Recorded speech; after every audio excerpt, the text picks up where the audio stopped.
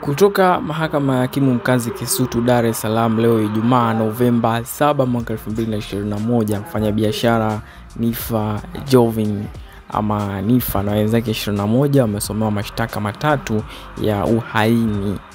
Uhaini ni kosa la kwanza linalowahusu washtakiwa wote 22, ambapo ni kwamba kwa pamoja wamekula njama ya kutenda kosa au kupanga uhalifu ambao ni uhaini.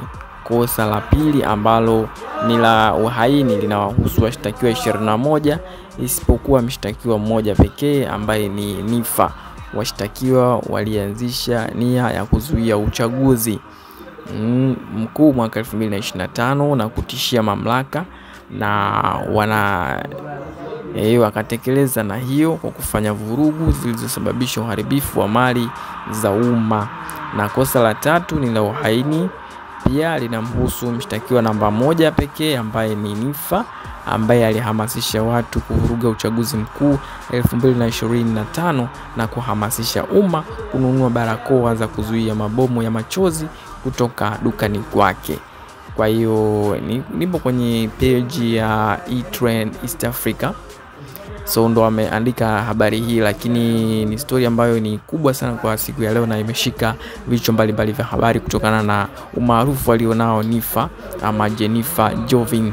So na kuna moja kati ya clip ambazo nimeziona kwenye mtandao, inamuonesha mama yake Niffer akiweza kulia kwa uchungu na kumwomba Mama Samia Suluhu Hassan aweze kumsamehe mwanae kutokana na makosa aliyoyatenda anayajua.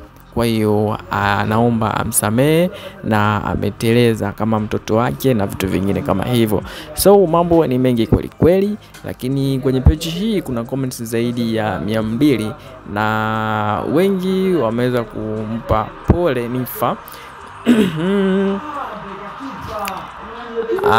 Huyu RD Prophet anasema anawaza tu au tuchague kwa sujudia ili watu wache salama, au tuwe wakaidi watuone, maana wao hawana cha kupoteza akili.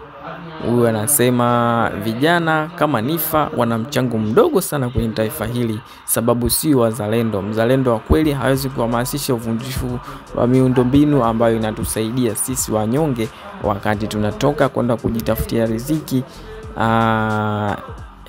Imebainika na ushahidi umekamilika, naomba awajibike kama walivyowajibika wenzake, sababu hii nchi sio yake, ni ya Watanzania wote. Kwa hiyo huyu anaitwa Ahmed Brain. Frederick Francisco anasema msifanye basi Tanzania ikawa ya kinyonge, watu wakashindwa hata kuongea nawe wawe jamani. Huyu anasema Mungu akaeka emoji za kulia, anasema tuendeni sijui nini. Jamani, hayo mambo ni very sensitive. Kwa hiyo kikubwa ni hicho, Niffer yuko katika mahakamani kuweza kujibu mashtaka yanayomkabili kuhusiana na makosa kadhaa ya uhaini. Una maoni gani kwenye sehemu ya comment? Hii ni NTV.